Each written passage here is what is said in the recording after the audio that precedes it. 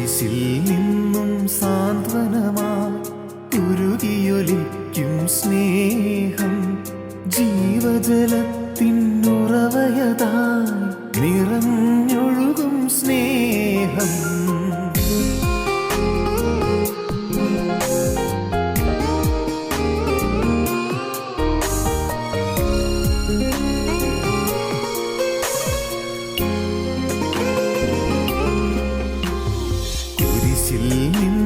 സാന്ത്വനമായി ഉരുകിയൊലിക്കും സ്നേഹം, സഹനത്തിൻ നിണധാരയതായി ഉതിർന്നൊഴുകും സ്നേഹം, വിലാവിൽ നിന്നും മോചനമായി ഉരുകിയൊലിക്കും സ്നേഹം, നീറും മനസ്സിൽ കുളിരലയായി നിറഞ്ഞൊഴുകും സ്നേഹം.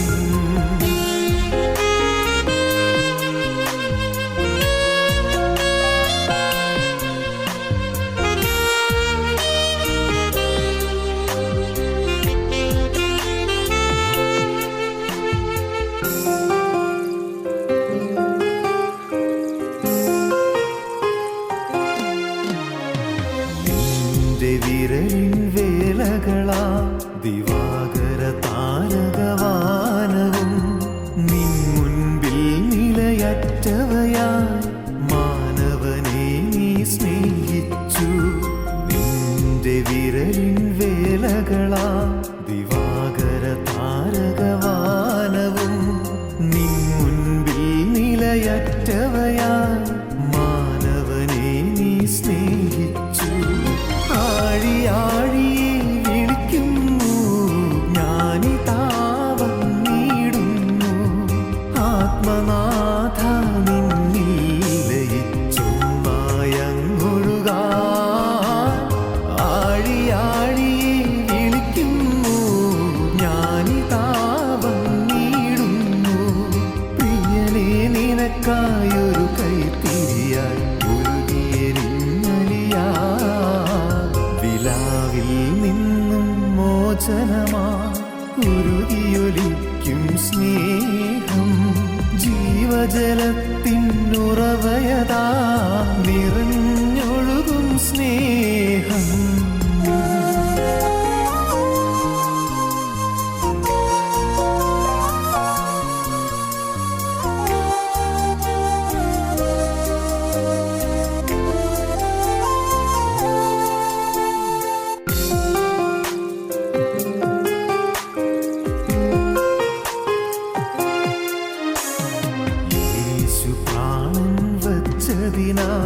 സ്നേഹമെന്തെന്നറിയുകയായി എന്നേശു ജീവിക്കുന്നതിനാൽ ഏഴ ഞാനും വാഴുകയായി.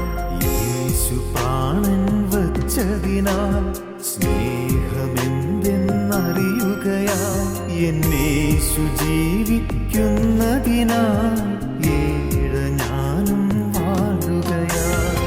ആഴിയാഴിയെ വിളിക്കുന്നു ഞാനിതാ വന്നിടുന്നു, ആത്മനാഥ നിന്നിൽ ലയിച്ചൊന്നായങ്ങൊഴുകാൻ. ആഴിയാഴിയെ വിളിക്കുന്നു ഞാനിതാ വന്നിടുന്നു, പ്രിയനെ നിനക്കായൊരു കൈത്തിരിയായി ഒഴുകിയെരിഞ്ഞലിയാൻ. കുരിശിൽ നിന്നും സാന്ത്വനമായി ഉരുകിയൊലിക്കും സ്നേഹം, സഹനത്തിൻ നിണധാരയതായി ഉതിർന്നൊഴുകും സ്നേഹം, വിലാവിൽ നിന്നും മോചനമായി ഉരുകിയൊലിക്കും സ്നേഹം, നീറും മനസ്സിൽ കുളിരലയായി നിറഞ്ഞൊഴുകും സ്നേഹം.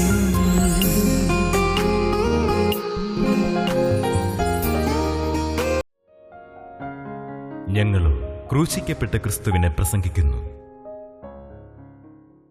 ദൈവ തിരുനാമത്തിന് മഹത്വം ഉണ്ടാകട്ടെ.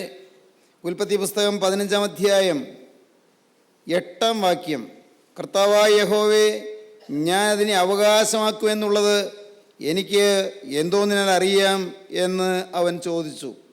ഉൽപ്പത്തി പുസ്തകത്തിൽ അബ്രഹാമിന് ലഭിച്ചതായ അനുഗ്രഹങ്ങളുടെ വിശദമായ പരാമർശമാണ് നാം വായിക്കുന്നത്. അബ്രഹാമിന് അനുഗ്രഹങ്ങൾ ലഭിച്ചു. അബ്രഹാമിന് കിട്ടിയ ഏറ്റവും വലിയ അനുഗ്രഹം, ഞാനാണ് മകനെ നിൻ്റെ അവകാശം എന്ന് ദൈവം കൽപ്പിച്ചതാണ്.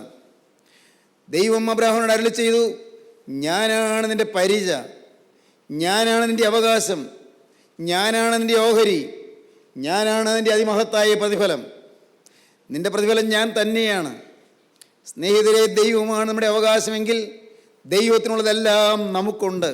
ദൈവത്തിനുള്ളത് എന്തെല്ലാം ഉണ്ടോ, ദൈവത്തിൻ്റെ വിശുദ്ധി നമുക്ക് ലഭിക്കും, ദൈവത്തിൻ്റെ സ്നേഹം നമുക്ക് ലഭിക്കും, ദൈവത്തിൻ്റെ സ്വർഗീയ സമാധാനം നമുക്ക് ലഭിക്കും, ദൈവത്തിൻ്റെ ശാന്തി നമുക്ക് ലഭിക്കും, ദൈവത്തിൻ്റെ നന്മകൾ നമുക്ക് ലഭിക്കും, ദൈവത്തിൻ്റെ കൃപകൾ നമുക്ക് ലഭിക്കും, ദൈവത്തിൻ്റെ വരപ്രസാദം നമുക്ക് ലഭിക്കും, ദൈവത്തിൻ്റെ അനുഗ്രഹങ്ങളുടെ സമൃദ്ധി നമ്മുടെ മേൽ ചൊരിയും.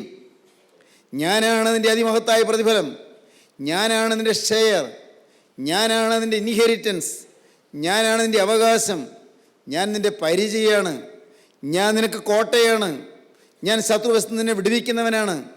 ദൈവം അബ്രഹാമിനോട് പറഞ്ഞു. അബ്രഹാം ചോദിച്ചു, കർത്താവായ യഹോവേ, നീ എനിക്ക് എന്ത് തരും? മുൻപ് 10 വർഷം മുൻപ് ദൈവമേ, നീ എന്നോട് അരുളി ചെയ്തതല്ലേ എനിക്കൊരു മകനെ തരാമെന്ന്. ഇതുവരെ ഈ മകനെ കിട്ടിയില്ലല്ലോ. നീ എനിക്ക് എന്ത് തരും? കർത്താവേ, എനിക്ക് എന്തെല്ലാം സ്വത്തുണ്ടെന്ന് പറഞ്ഞാലും അതിനൊന്നും അവകാശിയായി വേറെ ആരും ഇല്ലല്ലോ. ദമേശക്കുകാരനായ ആ ദമസ്കോസുകാരനായ ഏലിയാസാറല്ലേ ഇതെല്ലാം അവകാശമാക്കാൻ പോകുന്നത്. എൻ്റെ സന്തതി ഇത് അവകാശമാക്കാൻ എനിക്കില്ലല്ലോ. ദൈവം അബ്രഹാമിനെ പുറത്തേക്ക് വിളിച്ചു. കൂടാരത്തിന് വെളിയിലേക്ക് അബ്രഹാം കടന്നു ചെന്നു. കൂടാരത്തിന് വെളിയിലേക്ക് വന്നപ്പോൾ ദൈവം പറഞ്ഞു, അബ്രഹാമേ, നോക്കൂ, ഈ മണൽത്തരികളെല്ലാം നീ കാണുന്നില്ലേ? ഒന്ന് എണ്ണിത്തരിക, എണ്ണി കാണിക്കുക. സാധിക്കുമോ? അയ്യോ കർത്താവേ, മണൽത്തരികൾ എങ്ങനെ എണ്ണാനാണ്? ഈ പൂഴി മണൽ എങ്ങനെ എണ്ണി തിട്ടപ്പെടുത്താനാണ്? ദൈവം വീണ്ടും പറഞ്ഞു, നീ ആകാശത്തിലേക്ക് നോക്കുക, അവിടെ കാണുന്ന നക്ഷത്രങ്ങളെ എണ്ണുക. സാധിക്കുമോ നിനക്ക്? അയ്യോ കർത്താവേ, ഞാൻ നക്ഷത്രങ്ങളെ എങ്ങനെ എണ്ണും? മോനെ, നിന്നോട് പറഞ്ഞു തരട്ടെ, ഞാനാണ് നിന്നോടൊരു വാക്ക് പറഞ്ഞതെങ്കിൽ ആകാശ നക്ഷത്രം പോലെയും കടൽക്കരയിലെ മണൽ പോലെയും നിനക്ക് ഞാൻ സന്തതിയെ തരും. ദൈവത്തിന് സ്തോത്രം.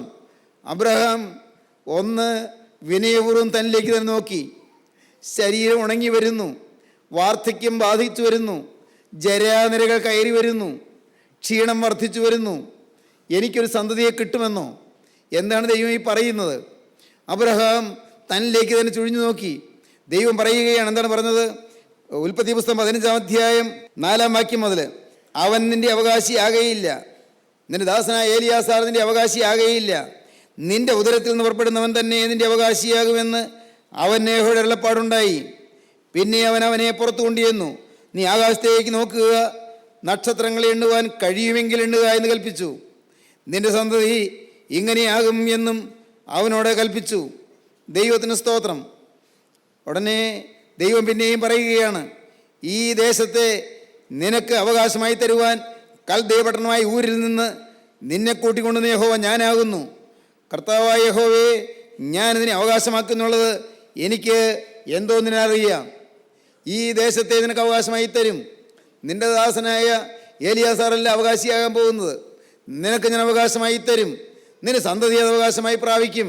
സന്തതികൾ സന്തതികൾ പരമ്പരയായി, സന്തതികൾ തലമുറ തലമുറയായി ഇതനുഭവിക്കാൻ പോവുകയാണ്. അബ്രഹാം ദൈവത്തെ വിശ്വസിച്ചു. സ്വർഗത്തിലെ ദൈവമാണ് എന്നോട് സംസാരിക്കുന്നത്, ദൈവത്തിൻ്റെ ശബ്ദമാണ് ഞാൻ കേൾക്കുന്നത്. അബ്രഹാം ദൈവത്തെ വിശ്വസിച്ചു. സ്നേഹിതരെ, നിങ്ങൾക്ക് എന്തെങ്കിലും ദൈവിക വാഗ്ദത്തങ്ങൾ കിട്ടിയിട്ടുണ്ടോ? ഏതെങ്കിലും വാഗ്ദത്തങ്ങൾ കിട്ടിയിട്ടുണ്ടോ? ഞാൻ ഭയത്തോടെ ഓർക്കുന്നു. സഹോദരങ്ങളെ, ഉടയമ്പുരാൻ തന്നതായ വാഗ്ദാനങ്ങൾ, ദൈവം തന്നതായ അരുളപ്പാടുകൾ, ദൈവം തന്നതായ ദൈവത്തിൻ്റെ വലിയ പ്രതീക്ഷകൾ, ദൈവത്തിന് സ്തോത്രം. ദൈവം ആശവെച്ചതായ അനുഗ്രഹീതമായ ചില പ്രതീക്ഷകൾ, അനേകം ദൈവിക ആഗ്രഹങ്ങൾ ദൈവം അറിയിച്ചത്.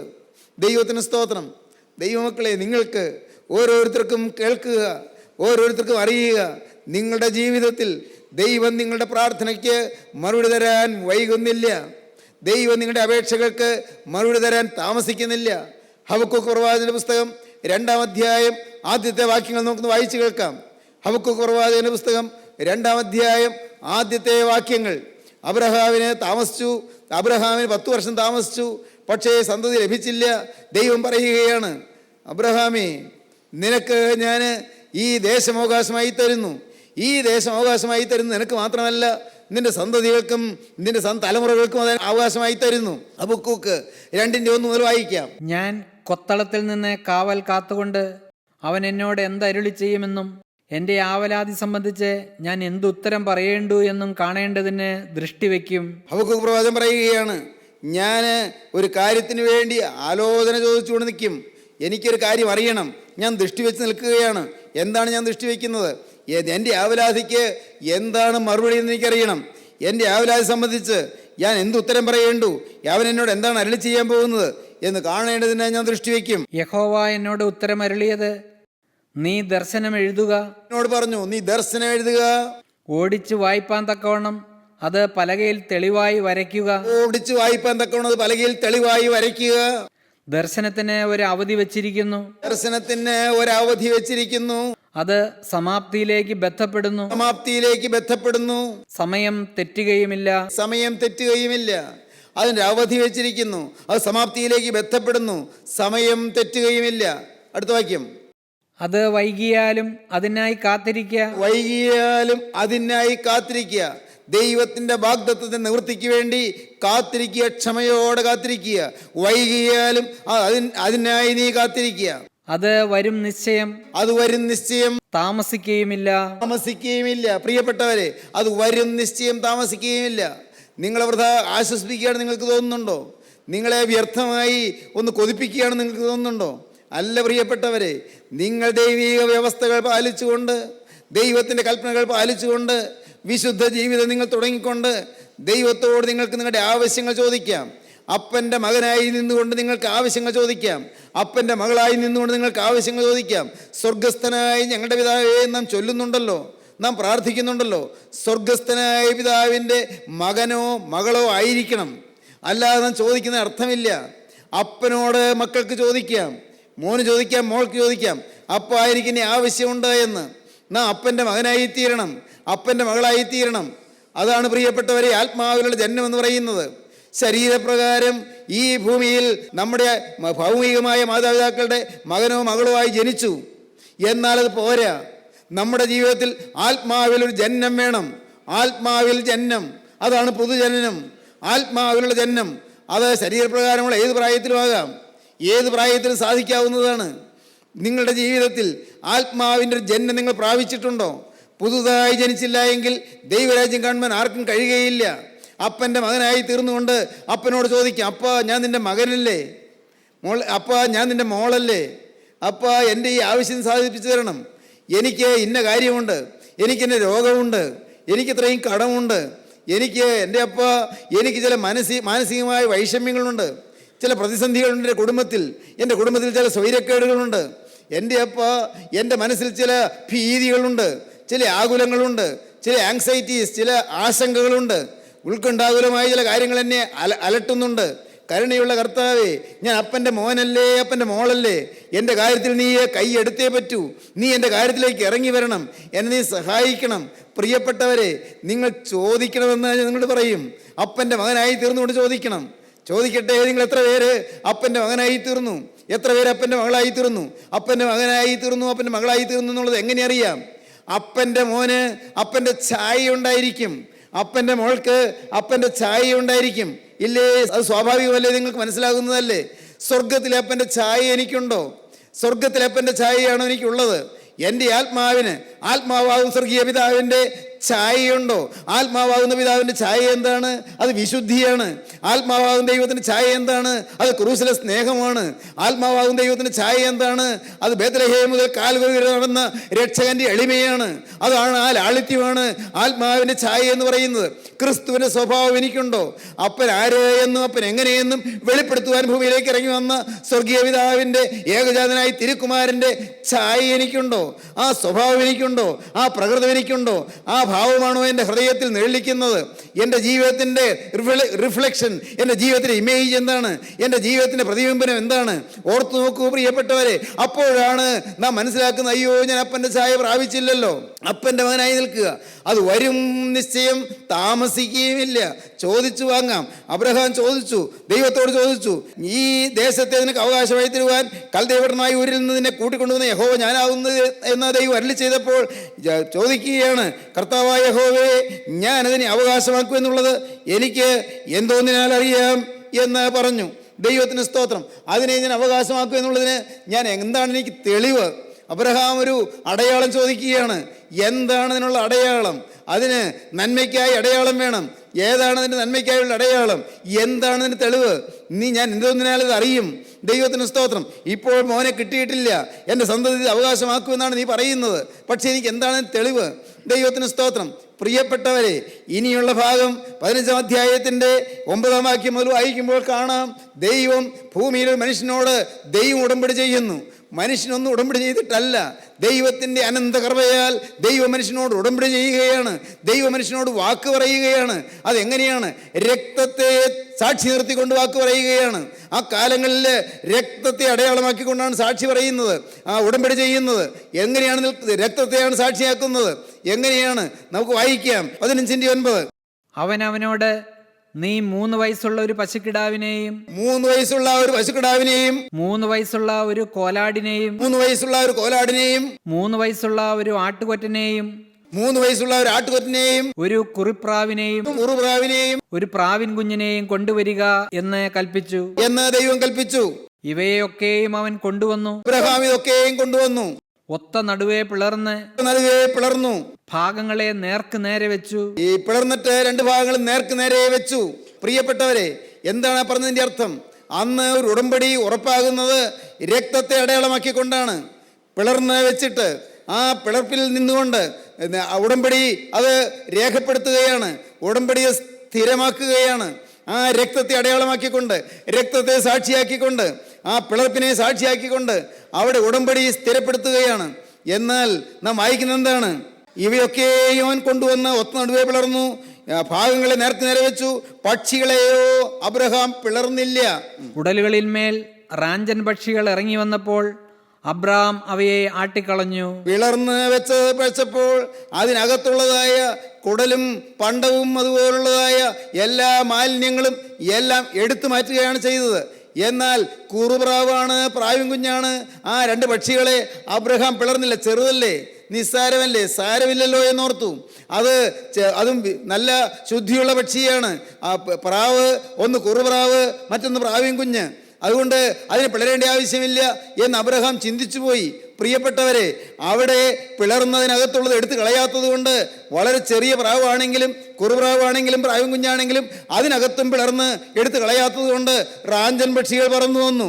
റാഞ്ചൻ പക്ഷികൾ കൂട്ടമായി പറന്നു വരികയാണ്. വായിക്കാം. റാഞ്ചൻ പക്ഷികൾ ഉടലുകളിന്മേൽ റാഞ്ചൻ പക്ഷികൾ ഇറങ്ങി വന്നപ്പോൾ അബ്രാം അവയെ ആട്ടിക്കളഞ്ഞു. അബ്രഹാം അവയെ ആട്ടിക്കളഞ്ഞു. പ്രിയപ്പെട്ടവരെ, ദൈവത്തിൻ്റെ സന്നിധിയിൽ ഉടമ്പടി ലഭിക്കാൻ നിൽക്കുന്ന ദൈവദാസന്റെ ജീവിതത്തിൽ, ദൈവവൈതലിൻ്റെ ജീവിതത്തിൽ റാഞ്ചൻ പക്ഷികൾ പറന്നു വരുന്നുണ്ടോ എന്ന് നോക്കണം. എവിടെയെങ്കിലും പിളരാനുണ്ടോ എന്ന് നോക്കണം. പിളർന്ന് എടുത്തു കളയാനുണ്ടോ എന്ന് നോക്കണം. അഴുക്കെടുത്ത് കളയാനുണ്ടോ എന്ന് നോക്കണം. റാഞ്ചൻ പക്ഷികൾ ഇറങ്ങാൻ ഇടവരരുത്. പലരും അങ്ങനെയാണ്. ചീത്ത ചിന്ത വന്നു, അയ്യോ വേണ്ടായിരുന്നു, പിന്നിരുന്ന് ചിന്തിക്കുകയാണ്. അല്ല, ഒരു നുണ പറഞ്ഞു, അല്ലെങ്കിൽ ആരെയെങ്കിലും ഉപദ്രവിച്ചു, ആർക്കെങ്കിലും ദോഷം വരുന്ന രീതിയിൽ പരദൂഷണം പറഞ്ഞു, എന്തെങ്കിലും ദോഷം സംഭാഷണത്തിൽ വന്നുപോയി. പ്രിയപ്പെട്ടവരെ, ആരെയെങ്കിലും പരിഹസിച്ചു, അതല്ലെങ്കിൽ പണത്തിൻ്റെ ക്രമക്കേട് വന്നു, അതല്ലെങ്കിൽ ഏതെങ്കിലും തരത്തിലുള്ളതായ ചെറുതായി നാം കരുതുന്നതായ മഹാഭാവങ്ങൾ ചിലതെല്ലാം വന്നു.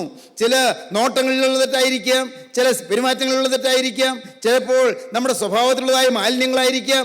ഇങ്ങനെ ചിലതെല്ലാം ചെറുതായി നാം കരുതുന്ന ചില വസ്തുക്കൾ എടുത്തു കളയാനുണ്ട്. അതുള്ളത് കൊണ്ട് റാഞ്ചൻ പക്ഷികൾ ഇറങ്ങി വരുന്നു. അവിടെ ദൈവത്തിൻ്റെ ഉടമ്പടി ലഭിക്കുകയില്ല, ദൈവത്തിൻ്റെ കൃപ ലഭിക്കുകയില്ല. അനുഗ്രഹം വേണമെങ്കിൽ, വാഗ്ദത്തം നിറവേറണമെങ്കിൽ, ദൈവത്തിൻ്റെ കാര്യപരിപാടി നമ്മൾ നിറവേറണമെങ്കിൽ ഈ അഴുക്ക് എടുത്തു മാറ്റണം, പിളർന്ന് വയ്ക്കണം. സ്നേഹിതരെ, നിങ്ങൾ ചിന്തിക്കൂ, നിങ്ങളുടെ ജീവിതത്തിൽ പിളരാത്ത ഭാഗങ്ങൾ ഏതെങ്കിലും ഉണ്ടോ എന്ന് നിങ്ങൾ ശാന്തമായി നോക്കൂ. ഏതെങ്കിലും ഭാഗങ്ങൾ പിളരാത്തതുണ്ടോ? അകത്തുനിന്നും മൂടി വെച്ചിരിക്കുന്ന എന്തെങ്കിലും എന്തെങ്കിലും ഉണ്ടോ? ദൈവത്തിന് സ്തോത്രം. അകത്ത് ഒളിച്ചു വെച്ചിരിക്കുന്നത് വല്ലതുമുണ്ടോ? അകത്ത് മറ്റാരും കാണാതെ അകത്ത് മറഞ്ഞിരിക്കുന്ന എന്തെങ്കിലും ഉണ്ടോ? മറഞ്ഞിരിക്കുന്ന തെറ്റുകൾ നമ്മുടെ ജീവിതത്തിലുണ്ടോ? ശാന്തമായി ശോധന ചെയ്യുവിൻ. മറഞ്ഞിരിക്കുന്ന തെറ്റുകളെ പോക്കി എന്നെ മോചിക്കണമേ, സമേത പാപങ്ങളെ അകറ്റി അടിനെ കാക്കണമേ, അവ എൻ്റെ മേൽ വാഴരുതേ എന്ന് 19 സങ്കീർത്തനത്തിന്റെ അവസാന ഭാഗത്ത് ദാവീദ് പ്രാർത്ഥിക്കുന്നുണ്ട്. മറഞ്ഞിരിക്കുന്ന തെറ്റുകളെ പോക്കി എന്നെ മോചിക്കണമേ, സ്വമേധാ പാപങ്ങളെ അകറ്റി അടിനെ കാക്കണമേ, അവ എൻ്റെ മേൽ വാഴരുതേ എന്നാണ് ദാവീദ് പ്രാർത്ഥിക്കുന്നത്. സ്നേഹിതരെ, നിങ്ങളുടെ ജീവിതത്തിൽ മറ്റാരും അറിഞ്ഞിട്ടില്ല. ഭാര്യ പക്ഷേ അറിഞ്ഞില്ല, ഭർത്താവ് പക്ഷേ അറിഞ്ഞില്ല, മക്കൾ അറിഞ്ഞില്ല, മാതാപിതാക്കൾ അറിഞ്ഞില്ല, കൂടെ ജോലി ചെയ്യുന്നവർ അറിഞ്ഞില്ല. എന്നാൽ സ്നേഹിത, നിന്റെ ജീവിതത്തിൽ ചില തെറ്റുകൾ, ചില പാപങ്ങൾ ഇന്നും അറിഞ്ഞിരിക്കുകയാണ്. അത് പിളർന്നു വെക്കണം. പിളർന്ന് അഴുക്കായിരിക്കുന്നതെല്ലാം എടുത്ത് മാറ്റിക്കളയണം, എല്ലാം മാറ്റിക്കളയണം. ഇവിടെ റാഞ്ചൻ പക്ഷി ഇറങ്ങുന്നതിന് കാരണം എന്താണ്? അവിടെ റാഞ്ചൻ പക്ഷിക്ക് അവകാശമുള്ളതുകൊണ്ട്. എൻ്റെ സ്നേഹിതരെ, നിങ്ങൾ ഇപ്പോൾ ഇത് കേട്ടുകൊണ്ടിരിക്കുമ്പോൾ നിങ്ങളുടെ ജീവിതത്തിലേക്ക് നോക്കണം. റാഞ്ചൻ പക്ഷിക്ക് അവകാശമുള്ളത് എന്താണ് എൻ്റെ ജീവിതത്തിൽ ഇപ്പോൾ ഉള്ളത്? കർത്താവേ, റാഞ്ചൻ പക്ഷികളായ പൈശാചിക ശക്തിക്ക്, പൈശാചിക സൈന്യത്തിന്, ദുരാത്മ സേനയ്ക്ക് എന്നിൽ അവകാശമുള്ളതായി എന്തുണ്ട് കർത്താവേ? കാണിച്ചു തരണമേ. എൻ്റെ പണത്തിൻ്റെ കാര്യങ്ങളിൽ, എൻ്റെ സ്വഭാവത്തിൻ്റെ കാര്യങ്ങളിൽ, എൻ്റെ സംസാരത്തിൻ്റെ കാര്യങ്ങളിൽ, കർത്താവേ, എൻ്റെ ജീവിതത്തിൽ ചെറുതായി ഞാൻ കരുതുന്ന ചില കാര്യങ്ങളിൽ, നാഥ, എൻ്റെ ജീവിതത്തിൽ മറഞ്ഞിരിക്കുന്നത് എന്തെല്ലാം ഉണ്ട് നാഥ. അതുമൂലം റാഞ്ചൻ പക്ഷികൾ എൻ്റെ മേൽ പറന്നു വരുന്നു. അബ്രഹാമെ ആട്ടിക്കളഞ്ഞു. ആട്ടുമ്പോൾ അത് പോകും, പക്ഷെ പിന്നെയും വരും. അനേകരുടെ ജീവിതത്തിൽ ഇതാണ് സംഭവിക്കുന്നത്. ആട്ടിക്കളയുന്നുണ്ട്, തൽക്കാലം പോകും, പക്ഷെ പിന്നെയും വരികയാണ്. ആട്ടിക്കളയുന്നുണ്ട്. ഇല്ല, ഇനി ഞാൻ പാപം ചെയ്യുകയില്ല. ഇല്ല, ഇനി ഞാൻ നുണ പറയുകയില്ല. ഇല്ല, ഇനി ഞാൻ ആരെയും വഞ്ചിക്കുകയില്ല. ഇനി ആരുടെയും ഹൃദയത്തെ നൊമ്പരപ്പെടുത്തുകയില്ല. ഇനി ഞാൻ കോപിക്കുകയില്ല. ഇനി എൻ്റെ കുടുംബത്തിൽ ഞാൻ ആരോഗ്യം ഉണ്ടാക്കുകയില്ല. തീരുമാനമെടുത്തു. അപ്പോൾ തൽക്കാലത്തേക്ക് ശത്രുവായി പിശാച് മാറി നിന്നു. എന്നാൽ നിങ്ങൾ പിന്നെയും പാപത്തിലേക്ക് പോയപ്പോൾ ഈ റാഞ്ചൻ പക്ഷികൾ പിന്നെയും പറന്നു വരികയാണ്. എല്ലാം വരികയാണ്. സ്നേഹിതരെ, നിങ്ങൾ നോക്കൂ. വിട്ടുകളയുവീൻ, എല്ലാം മാറ്റിക്കളയുവീൻ, സമ്പൂർണ്ണമായി ശുദ്ധീകരണം പ്രാപിപ്പീൻ, സമ്പൂർണ്ണമായി കഴുകൽ പ്രാപിപ്പീൻ. എന്തുണ്ടായി? അബ്രഹാം അവയെ ആട്ടിക്കളഞ്ഞു. അബ്രഹാം വലഞ്ഞു, ആട്ടി വലഞ്ഞു. എൻ്റെ ദൈവമേ, പാവം അബ്രഹാം എത്ര നേരം ആട്ടുന്നത്? റാഞ്ചപക്ഷി പിന്നെയും വരും, പിന്നെയും അബ്രഹാം ആട്ടും, പിന്നെയും വരും, ആട്ടും. അബ്രഹാം വലഞ്ഞു. അബ്രഹാം നേരം സന്ധ്യയായി. അബ്രഹാം വിഷമിച്ചു. അയ്യോ, ദൈവം വരാൻ എന്നോട് ഉടമ്പടി ചെയ്യാനായിട്ട് ദൈവം ഈ 3 വയസ്സുള്ള കോലാടിനെയും 3 വയസ്സുള്ള പശുക്കിടാവിനെയും 3 വയസ്സുള്ള ആട്ടുകൊറ്റനെയും ഒരു കുറുപ്രാവിനെയും ഒരു പ്രാവും കുഞ്ഞിനെയും കൊണ്ടുവരാൻ പറഞ്ഞു. അതെല്ലാം ഒത്തു നടുകയും ഞാൻ പിളരുകയും ചെയ്തു. അതിൽ പ്രാവും കുഞ്ഞിനെയും കുറുപ്രാവിനെയും പിളർന്നില്ല, അത് ചെറുതല്ലേ, അത്രയല്ലേ ഞാൻ ചെയ്തുള്ളൂ. പക്ഷേ ഈ റാഞ്ചപക്ഷി വരുന്നല്ലോ, എന്ത് ചെയ്യും? അബ്രഹാം വലഞ്ഞു, വിഷമിച്ചു. നാം വായിക്കുന്നത് എന്താണ്? വായിക്കുന്നത് ഇങ്ങനെയാണ്: സൂര്യനസ്തമിക്കുമ്പോൾ അബ്രഹാമിന് ഗാഠനിദ്ര വന്നു, ഭീതിയും അന്ധതമസ്സും അവൻ്റെ മേൽ വന്നു. അവൻ്റെ മേൽ ഭീതി വന്നു, അവൻ്റെ മേൽ അന്ധതമസ്സ് വന്നു. എൻ്റെ സ്നേഹിതരെ, നിങ്ങളുടെ ആത്മീയ ജീവിതത്തിൽ പ്രാഗൽഭ്യം നഷ്ടപ്പെട്ടത് എവിടെയാണെന്നറിയാമോ? ഭീതി വരുന്നത് എവിടെയാണെന്നറിയാമോ? നിങ്ങൾക്ക് നിരാശ വരുന്നത് എവിടെയാണെന്നറിയാമോ? നിങ്ങൾക്കൊരു തളർച്ച വരുന്നത് എവിടെയാണെന്നറിയാമോ? അയ്യോ, എനിക്ക് ജയമില്ലല്ലോ, എനിക്ക് തോൽവിയാണല്ലോ, എനിക്ക് ആത്മീയ ജീവിതത്തിൽ മുന്നേറാൻ സാധിക്കുന്നില്ലല്ലോ. സ്നേഹിതരെ, നിങ്ങൾ എവിടെയാണ് നിങ്ങൾ വലയുന്നത്? ദൈവത്തിന് സ്തോത്രം. അബ്രഹാമിൻ്റെ മേൽ ഭീതിയും അന്ധതമസ്സും വീണു. മറക്കല്ലേ, അബ്രഹാം വിശ്വാസികളുടെ പിതാവാണെങ്കിലും അബ്രഹാം പിളരേണ്ടത് മുഴുവൻ പിളർന്നില്ല, എടുത്തു കളയേണ്ടതെല്ലാം എടുത്തു കളഞ്ഞില്ല. അവിടെ റാഞ്ചൻ പക്ഷികൾ വന്നപ്പോൾ ഭീതിയും അന്ധതമസ്സും അബ്രഹാമിൻ്റെ മേൽ വീണു. അബ്രഹാം വലഞ്ഞു, അബ്രഹാം വിഷമിച്ചു. ദൈവത്തിന് സ്തോത്രം. അബ്രഹാം പ്രയാസത്തോട് പറഞ്ഞു: എൻ്റെ കർത്താവേ, ഞാൻ വലഞ്ഞല്ലോ, ഞാൻ ആട്ടി വിഷമിച്ചല്ലോ, ഞാൻ വിഷമിച്ചു പോയല്ലോ, ഞാൻ ഭാരപ്പെട്ടു പോകുന്നല്ലോ കർത്താവേ, എനിക്കൊരിക്കലും ജയമില്ലായിരിക്കുമോ? എൻ്റെ ജീവിതത്തിൽ നീ പറഞ്ഞ വാഗ്ദത്തം നിറവേറാനുള്ള സാധ്യത ഇല്ലായിരിക്കുമോ? നീ തന്ന വാഗ്ദത്തം എൻ്റെ ജീവിതത്തിൽ നിറവേറാൻ പറ്റില്ലായിരിക്കുമോ? അബ്രഹാം ദൈവസന്നിധിയിലിരുന്ന് തകരാൻ തുടങ്ങി. അപ്പോൾ നാം വായിക്കുന്നത് ഇങ്ങനെയാണ്: എൻ്റെ ദൈവത്തിന് സ്തോത്രം. ദൈവത്തിന് അബ്രഹാമിനോട് കരുണ തോന്നി. എൻ്റെ സഹോദരങ്ങളെ, നിങ്ങളോട് പറയട്ടെ, നമ്മുടെ കഴിവുകൊണ്ടൊന്നും ഈ പാപം മാറുകയില്ല. നമ്മുടെ ശ്രമം കൊണ്ടൊന്നും ഈ ചീത്ത ചിന്തകൾ മാറുകയില്ല. നമ്മുടെ അധ്വാനം കൊണ്ടൊന്നും ഈ ചീത്ത ചിന്തകൾ നമ്മിൽ നിന്ന് വിട്ടുപോവുകയില്ല. ഇതെല്ലാം മാറണമെങ്കിൽ, നമ്മുടെ കുറുപ്രാവിനെ പിളരണമെങ്കിൽ, നമ്മുടെ പ്രാവും കുഞ്ഞിനെ പിളരണമെങ്കിൽ, നമ്മുടെ ചങ്കിൻ്റെ ഉള്ളിൽ ഒളിച്ചിരിക്കുന്ന അഴുക്കുകളെല്ലാം മാറണമെങ്കിൽ ദൈവത്തിൻ്റെ കൃപ വരണം. ഭീതിയും അന്ധതമസ്സും നിൻ്റെ മേൽ വന്നിട്ടുണ്ട്. എന്നാൽ ദൈവവൈതലേ, ഇന്ന് ഈ വാക്കുകൾ നീ കേട്ടുകൊണ്ടിരിക്കുമ്പോൾ നിനക്ക് ദൈവത്തോട് പറയാം: കർത്താവേ, ഐ എം തറലി ഹെൽപ്ലെസ്. കർത്താവേ, ഞാൻ നിസ്സഹായനാണ്, എനിക്ക് സാധിക്കുന്നില്ല കർത്താവേ. ഞാൻ തോൽവി അടഞ്ഞൊരു മനുഷ്യനാണ്, ഇതുവരെയും ജയിച്ചിട്ടില്ല, ഞാൻ എന്നും തോറ്റിട്ടേ ഉള്ളൂ. കർത്താവെ, എനിക്കൊരു ജയം നീ തരുമോ? എന്നോട് നീ ഒന്ന് മനസ്സലിയുമോ? എൻ്റെ ജീവിതത്തിലെ പരാജയങ്ങളെ നീ ഒന്ന് മാറ്റി ഒരു ജയജീവിതം നീ എനിക്ക് തരുമോ? എൻ്റെ കരുണയുള്ള കർത്താവെ, എനിക്കൊരു പുതിയ സൃഷ്ടിയായി മരണത്തോളം നിൽക്കാൻ നീ എനിക്കൊരു കൃപ തരുമോ? ദൈവത്തിന് സ്തോത്രം. ഭീതിയും അന്ധതമസ്സും അബ്രഹാമിൻ്റെ മേൽ വന്നു. ദൈവത്തിന് സ്തോത്രം. അബ്രഹാമിൻ്റെ മേൽ ഭീതിയും അന്ധതമസ്സും വന്നപ്പോൾ ദൈവം അബ്രഹാമിനോട് പറയുകയാണ്, നിന്റെ സന്തതി സ്വന്തമല്ലാത്ത ദേശത്ത് 400 സംവത്സരം പ്രവാസികളായിരുന്ന് ആ ദേശക്കാരെ സേവിക്കും, അവർ അവരെ പീഡിപ്പിക്കുമെന്ന് നീ അറിഞ്ഞുകൊള്ളുക. ദൈവത്തിന് സ്തോത്രം. നീ നല്ല സമാധാനത്തോടെ നിന്റെ പിതാക്കന്മാരോട് ചേരും, നല്ല വാർദ്ധക്യത്തിൽ അടക്കപ്പെടും. ദൈവത്തിന് സ്തോത്രം. മാത്രമല്ല, നാം വായിക്കുന്നത് എങ്ങനെയാണ്? സൂര്യനസ്തമിച്ചിട്ടായ ശേഷം ഇതാ പുകയുന്ന ഒരു തീച്ചൂള് ആ ഭാഗങ്ങളുടെ നടുവേ ജ്വലിക്കുന്ന ഒരു പന്തം കടന്നുപോയി. പിളർന്ന ഭാഗങ്ങളുടെ മേൽ ജ്വലിക്കുന്ന ഒരു പന്തം കടന്നുപോയി. സ്നേഹിത, ഇന്ന് നിന്റെ ചങ്ക് നീ പിളർന്നു വയ്ക്കൂ, നിന്റെ ഉള്ളിൽ നീ തുറന്നു വയ്ക്കൂ. കല്ലറയിൽ കിടക്കുന്ന ലാസർ പുറത്തു വരണമെങ്കിൽ, ജീവൻ പ്രാപിക്കണമെങ്കിൽ കല്ലറയുടെ വാതിൽക്കൽ നിന്ന് കല്ല് മാറ്റണം. നീയെ തുറന്നു കാണിക്കൂ, രക്ഷകന്റെ മുമ്പിൽ തുറന്നു കാണിക്കൂ. ഇതാണ് നിന്റെ അവസ്ഥ. കർത്താവേ, പിളർന്നിരിക്കുന്ന ഭാഗങ്ങളുടെ മേൽ നിന്റെ തീ ഇറങ്ങണമേ, തീ ജ്വാല കടന്നു വരണമേ, സ്വർഗത്തിന് തീ എൻ്റെ മേൽ ഇറങ്ങണമേ, എന്നെ കത്തുപിടിപ്പിക്കണമേ. നിങ്ങൾ പ്രാർത്ഥിക്കൂ, സ്വർഗത്തിന്റെ അഗ്നി നിങ്ങളുടെ മേൽ ഇറങ്ങട്ടെ, സ്വർഗത്തിന് തീ നിങ്ങളുടെ മേൽ ഒഴുകട്ടെ, സ്വർഗത്തിന്റെ ആത്മാവ് നിങ്ങളുടെ മേൽ ആവസിക്കട്ടെ. പ്രിയപ്പെട്ടവരെ, സ്വർഗത്തിന്റെ ആത്മാവ് നിങ്ങളുടെ മേൽ ആവസിക്കട്ടെ, ദൈവസ്നേഹം നിങ്ങളിലേക്ക് ഇറങ്ങട്ടെ. പിളർന്നിരിക്കുന്ന ഭാഗങ്ങളുടെ നടുവിൽ കൂടി ദൈവത്തിന്റെ തീജ്വാല കടന്നു പോകട്ടെ, ദൈവത്തിന്റെ തീജ്വാല കടന്ന് അനുഗ്രഹം പ്രദാനം ചെയ്യട്ടെ, വാഗ്ദത്തം നിറവേറട്ടെ, അത്ഭുതങ്ങൾ നടക്കട്ടെ, സ്വർഗീയ കൃപ നിങ്ങളുടെ മേൽ പകരട്ടെ, ആത്മാവ് നിങ്ങൾ പ്രസാദിക്കട്ടെ. നിങ്ങളുടെ ജീവിതത്തിലെ തോൽവികൾ എല്ലാം മാറി ജയത്തിന്റെ പുതുജീവിതം തുടങ്ങട്ടെ, പുതിയ ജയം നിങ്ങൾ ആരംഭിക്കട്ടെ, ജയജീവിതത്തിന്റെ മാധുര്യം നിങ്ങൾ നുകരട്ടെ. അനുഗ്രഹീത വസന്തകാലം നിങ്ങളുടെ ജീവിതത്തിൽ പുതുതായി ഉദയം കൊള്ളട്ടെ. ദൈവം നിങ്ങളെ അനുഗ്രഹിക്കട്ടെ. പാപശാപങ്ങൾ മാറട്ടെ, ദോഷങ്ങളെല്ലാം നീങ്ങട്ടെ, ബന്ധനങ്ങൾ അഴിയട്ടെ, ബാധകൾ നീങ്ങട്ടെ, രോഗങ്ങൾ സൗഖ്യമാകട്ടെ, ജീവിതം സമാധാനമാകട്ടെ, കുടുംബം സ്വസ്ഥത പ്രാപിക്കട്ടെ. നിങ്ങളുടെ ജീവിതത്തിൽ തലമുറകൾ അനുഗ്രഹിക്കപ്പെടട്ടെ, തലമുറകളുടെ മേൽ വാഴുകൾ പ്രവഹിക്കട്ടെ, സ്വർഗീയ അനുഗ്രഹം നിങ്ങളുടെ മേൽ വരട്ടെ. ദൈവം നിങ്ങളെ അനുഗ്രഹിക്കട്ടെ. നമുക്ക് പ്രാർത്ഥിക്കാം. കാരുണ്യവാനേ, പിളർന്ന ഭാഗങ്ങൾ നടുവേ തീജ്വാല പോയതായ സംഭവം ഞങ്ങൾ വായിച്ചു. കർത്താവേ, സ്വർഗത്തിന് തീജ്വാല ഞങ്ങളിലേക്ക് ഇറങ്ങി വരുന്നതിനായി സ്തോത്രം. അപ്പോൾ ഞങ്ങളെ സ്നേഹിക്കുന്നതിനായി സ്തോത്രം, ഞങ്ങളെ കരുതുന്നതിനായി സ്തോത്രം. അബ്രഹാമിൻ്റെ ദൈവം, ഇസ്ഹാക്കിൻ്റെ ദൈവം, യാക്കോബിൻ്റെ ദൈവം ഞങ്ങളുടെ ദൈവമാകയാൽ സ്തോത്രം. അബ്രഹാമിൻ്റെ മടിയിൽ ഞങ്ങളെ പാർപ്പിക്കണമേ നിങ്ങൾ പിതാക്കന്മാർ പ്രാർത്ഥിച്ചു. കർത്താവെ, വാങ്ങിപ്പോയൊരു അബ്രഹാമിൻ്റെ മടിയിൽ പാർപ്പിക്കണമേ എന്നും പ്രാർത്ഥിച്ചു. നാഥ, ഞങ്ങളും കർത്താവെ വിശുദ്ധന്മാരുടെ നിലയിലേക്ക് പറന്നു ഉയരാൻ ഞങ്ങളെ തന്നെ സമർപ്പിക്കുന്നു. വിശുദ്ധീകരിക്കണമേ, കൃപയിൽ പൊതിയണമേ, തിരുനാമം മഹത്വപ്പെടുത്തണമേ. യേശുക്രിസ്തുവിൻ്റെ ജയകരമായ നാമത്തിൽ തന്നെ. ആമീൻ.